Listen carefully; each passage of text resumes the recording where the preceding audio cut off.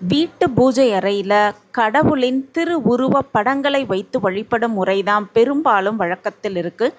ஒரு சில வீடுகளில் பார்த்தோன்னா தெய்வ சிலைகளை வைத்து வழிபடும் வழக்கம் நிறைய பேர் வீட்டில் இருக்குது அப்படின்னு தான் சொல்லணும்.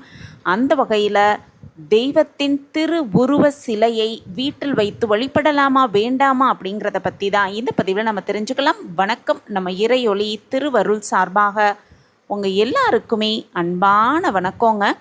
பொதுவாகவே தெய்வ சிலை எதுவாக இருந்தாலும், அது கருங்கல்லால் ஆனதாக இருந்தாலும், பளிங்கு கற்களால் ஆன சிலையாக இருந்தாலும், பஞ்சலோக சிலையாக இருந்தாலும், ஸ்படிக சிலையாக இருந்தாலும், அந்த சிலைக்கு அபிஷேக ஆராதனைகள் முறையாக செய்ய வேண்டும் அப்படிங்கிறது தான் உண்மையான ஒரு கருத்து. ஆனால் வீடுகளில் அவற்றை முறையாக தொடர்ந்து செய்ய முடியாது அப்படிங்கிற காரணத்தினால வீடுகளில் தெய்வ சிலைகளை வைத்து வழிபடக்கூடாது அப்படின்னு சொல்லுவாங்க. ஆனால் அதற்கும் சில விதிமுறை உண்டு அப்படிங்கிறத நம்ம முதல்ல தெரிஞ்சுக்கணும். நம்ம வீட்டில் எத்தனையோ வகையான சுவாமி படங்களை எவ்வளவு பெரிய அளவில் வைத்து வழிபட்டாலும் அதற்கு சுலபமான வழிபாட்டை நம்ம செய்கிறோம். கோவில்களில் உள்ளது போல தெய்வ சிலை விக்கிரகங்களில் வீட்டில் வைத்து வழிபடலாமா?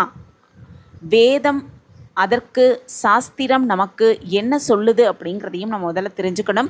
சுவாமி படங்களுக்கு பொட்டு வைத்து விளக்கேற்றி தீப தூப ஆராதனை செய்து சுத்தமான முறையில் வழிபடுவது அப்படிங்கிறது அதற்கான சுலபமான முறையாக சொல்லப்பட்டிருக்கு.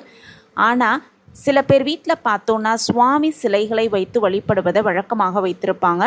தெய்வங்கள் சுவாமி படங்களாக இருந்தால் ஒரு வகையான வழிபாட்டையும், அதே தெய்வங்கள் சிலை வடிவில் இருந்தால் அதற்கென்று ஒரு வழிபாட்டையும் நம்ம சாஸ்திரத்தில் நம்ம முன்னோர்கள் வகுத்து வச்சுருக்காங்க. சுவாமி சிலைகளை வீட்டில் வைத்து வழிபட்டோன்னா எப்படிப்பட்ட முறைகளை நம்ம கடைபிடிக்க வேண்டும் அப்படிங்கிறத நம்ம முதல்ல தெரிஞ்சுக்கிட்டு அதன்படி அதை கடைபிடித்தே ஆகணும்.